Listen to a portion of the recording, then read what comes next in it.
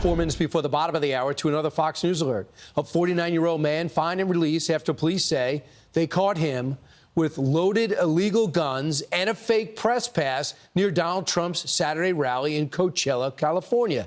Meanwhile, the suspect maintaining his innocence, telling Fox News Digital, quote, "I always travel with my firearms in the back of my truck.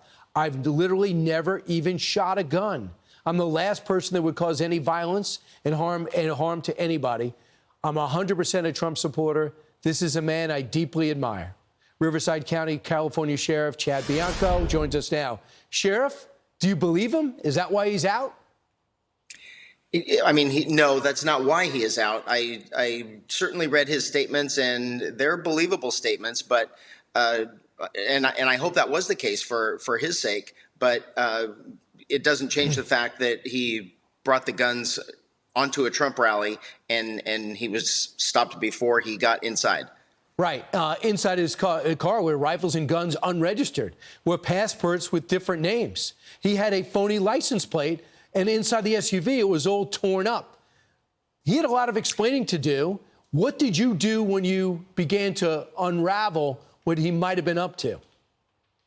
Well, quite honestly, at the time with President Trump arriving, as you can imagine, it's not a calm scene. It's a very chaotic scene with people trying to get in there and vehicles coming in and the president on his way. So the original deputy that stopped him and talked to him and noticed all these things and eventually ended up getting his consent to search the vehicle, located all of these items. So had he not had that encounter with that deputy, he certainly would have been on the grounds. Where he would have more than likely ended up was probably only a few couple hundred yards from the stage where President Trump eventually was. But that's all. I mean, that's all speculation. We don't know because we did our job and we stopped him from getting on the grounds in the first place. You indicated in some of your comments afterwards the federal government didn't get involved. Federal law enforcement did not get involved. But you think you possibly stopped a third assassination attempt? You know, in our minds, we did. That's what we were set up there for. We were set up to stop and prevent anyone from coming on the grounds like happened the last time. And it worked. You know, there's a lot of speculation that, you know, he's just an innocent person, and he very well could be with his intentions to not. He had no intention to harm the president. But out of the, you know, between the 25 and the 50, depending on the numbers that you're hearing, 1,000 people that came to the rally, only one brought guns. And so we were thankful that our deputy found him and he was removed before the president even got there. So you think 50,000 people came there, you were able to secure it, you're very proud of that, and you should be. But when you get him in jail and you detain him, why is he out today? Because it seems there's a very little, just this, what we're talking about now, I would think if I was doing that, I'd be still in jail. Well, in hindsight, I mean, it's probably for the rest of the country, it's hard to believe that when we arrest people, they don't stay in jail. But that's a fact of life here in California. And those crimes that we arrested him for were misdemeanors, and we do not hold misdemeanors in custody. So he was giving a citation to appear at a later date. And I've been told, I don't know the date, but I think it's after January. It's after the new year. So we've been dealing with bad law enforcement policy for decades in California, and unfortunately, the whole world sees it now. I mean, the frustration must be overwhelming because you're doing your job and you're not allowed to by the idiotic laws you're forced to live by.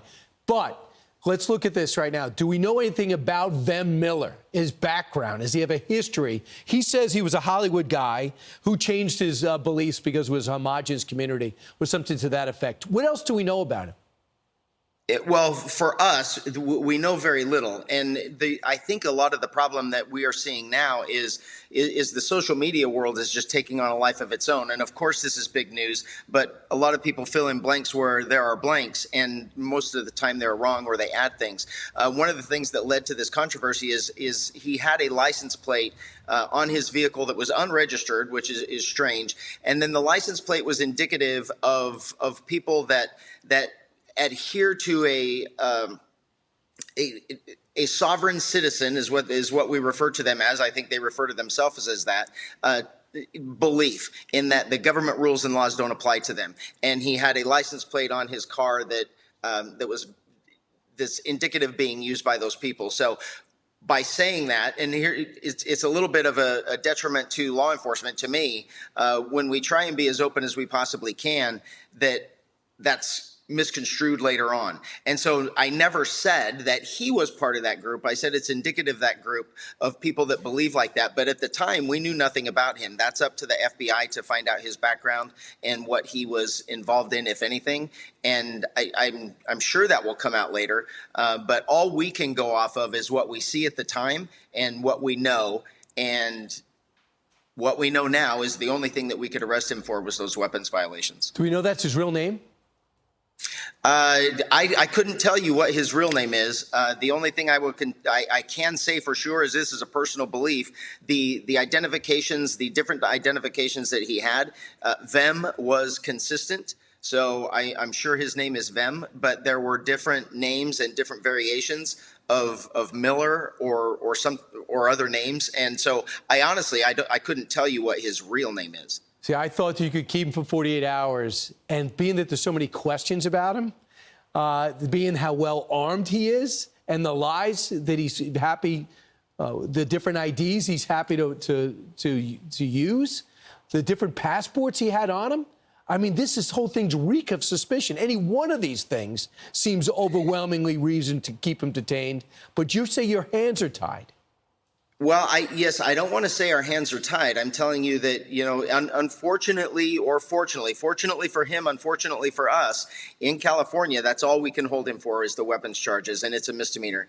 And it is a sad fact that we can't hold misdemeanors in jail. They're released with citations. So I think he did go to jail. He was booked, but I believe he was only there for 4 to 6 hours and then cited and released. So the ultimate goal was to stop him from getting inside and then get him away from the event. So the event was safe. The attendees were safe. Our former president was safe.